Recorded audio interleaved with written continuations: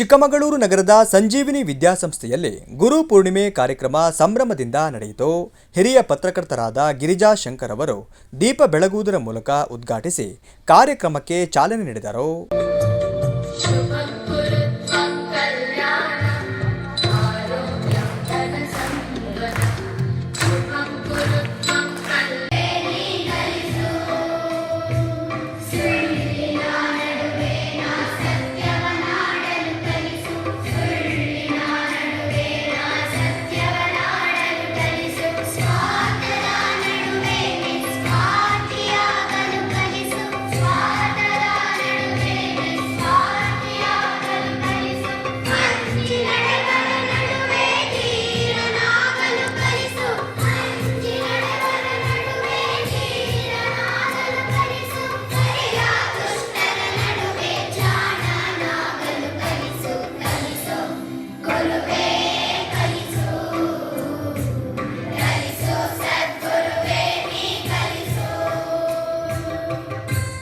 ಈ ದೇಶದಲ್ಲಿ ಇಡೀ ಪ್ರಪಂಚದಲ್ಲೇ ಅತ್ಯಂತ ಪುರಾತನ ಜ್ಞಾನ ಸ್ವರೂಪವಾದಂಥ 4 ವೇದಗಳನ್ನು, ಅದು ಮೊದಲು ವೇದ ಅಂತ ಇದ್ದಿದ್ದನ್ನು 4 ವೇದಗಳಾಗಿ ವಿಂಗಡಿಸುವಂಥದ್ದು.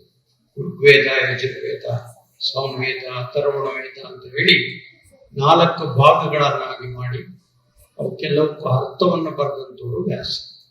ಆಮೇಲಿಂದ ಅವರು ಮಹಾಭಾರತವನ್ನು ಬರೆದರು. ಹಾಗಾಗಿ ಅಂಥ ಜ್ಞಾನವಂತ, ಅದಕ್ಕೆ ಹೇಳ್ತಾರೆ ನೀನು ಏನು ಹೇಳಿದ್ರು ಕೂಡ ಅದನ್ನ ಹಿಂದೆ ವ್ಯಾಸರು ಹೇಳ್ಬಿಟ್ಟಿದಾರಪ್ಪ ಅಂತ. ನೀನೇನಾದ್ರು ಹೇಳಿದ್ರೆ ನೀನು ಹೊಸ್ತು ನಾನು ಹೇಳಿದ್ದು ಅನ್ಕೋಬೇಡ, ಅದನ್ನ ವ್ಯಾಸರು ಆಗ್ಲೇ ಹೇಳ್ಬಿಟ್ಟಿದ್ದಾರೆ.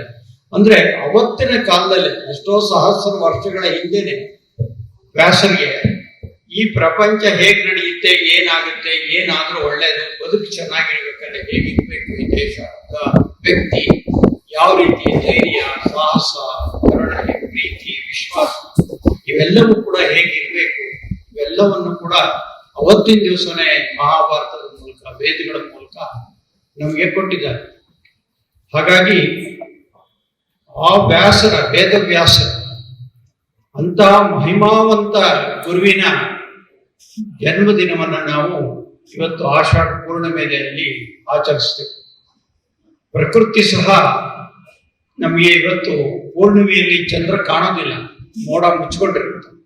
ಎಲ್ಲ ಒಂದೊಂದ್ಸಲ ಗಾಳಿ ಬಂದೇನಾದ್ರು ತೆಕ್ಕೋಬಹುದು ಅಷ್ಟೇ, ಇಲ್ಲೇ ಇದ್ರೆ ಚಂದ್ರ ಕಾಣೋದಿಲ್ಲ. ಆದ್ರೆ ಚಂದ್ರ ಕಾಣಲ್ಲ ಅಂದ ಮಾತ್ರಕ್ಕೆ ಚಂದ್ರ ಇಲ್ಲ ಅಂತಲ್ಲ. ಚಂದ್ರನನ್ನ ಒಂದು ಮೋಡ ಮುಚ್ಚಿರುತ್ತೆ, ಜೋರಾಗಿ ಗಾಳಿ ಬಂದಾಗ ಮೋಡ ಹೋಗುತ್ತೆ. ಹಾಗೆ ನಮ್ಗಳದ್ದು ಕೂಡ ಒಂದು ರೀತಿ ಆ ದಡ್ಡತನ ಅನ್ನೋದು, ಸೋಮಾರ್ತನ ಅನ್ನೋದು, ಕ್ರಿಯಾಶೀಲನ ಆಗಿಲ್ಲದೆ ಇರುವಂತಹದ್ದು ಯಾವುದೋ ಒಂದು ನಮ್ಮನ್ನ ಮುಚ್ಚಿರುತ್ತೆ. ಅದನ್ನ ವ್ಯಾಸ ಅನ್ನುವಂತ ಒಂದು ಗಾಳಿ ಹೊಡೆದೋಡಿಸಿ ನಮ್ಮಲ್ಲಿ ಆ ಪ್ರಜ್ಞೆಯನ್ನ ಮತ್ತೆ ಆ ಬುದ್ಧಿವಂತಿಕೆಯನ್ನ ಮತ್ತೆ ನಮ್ಗೆ ತರ್ತಾ ಹೋಗುತ್ತೆ. ವಿಚಾರ ಮಾಡ್ತಾ ಶುರು ಮಾಡ್ತೀವಿ, ಆಕ್ಟಿವ್ ಆಗ್ತೀವಿ, ಓಡಾಡ್ತೀವಿ, ಏನಾದ್ರು ಒಂದು ಹೊಸ ಸಾಧನೆ ಮಾಡ್ತೀವಿ, ಕೆಲಸ ಮಾಡ್ತೀವಿ, ಎಲ್ಲ ಮಾಡ್ತೀವಿ. ಹಾಗೆ ಮಾಡಿದ್ರೆ ಅದಕ್ಕೋಸ್ಕರ ಈ ಗುರು ಅಂತಂದ್ರೆ ಕೇವಲ ಪಾಠ ಮಾಡೋರೆಲ್ಲ ಗುರುಗಳಾಗೋದಿಲ್ಲ. ಪಾಠ ಮಾಡ್ಬಿಟ್ಟು ಗುರು ಅಂತ ಹೇಳಕ್ಕೆ ಆಗೋದಿಲ್ಲ. ನಮಗೆ ಬಹಳ ಮುಖ್ಯವಾಗಿ ಗುರು ಅಂತಂದ್ರೆ. ಕಾರ್ಯಕ್ರಮದಲ್ಲಿ ಸಂಸ್ಥೆಯ ಅಧ್ಯಕ್ಷರಾದ ಶಾಂತಕುಮಾರಿ, ಪ್ರಧಾನ ಕಾರ್ಯದರ್ಶಿ ಉದಯ ಎಂಪಿ, ರಂಗನಾಥ್, ಪ್ರಾಂಶುಪಾಲರಾದ ಹೇಮಾ ಎಸ್ಆರ್, ಬೋಧಕ ಮತ್ತು ಬೋಧಕೇತರ ಸಿಬ್ಬಂದಿ ವರ್ಗದವರು, ವಿದ್ಯಾರ್ಥಿಗಳು ಉಪಸ್ಥಿತರಿದ್ದರು.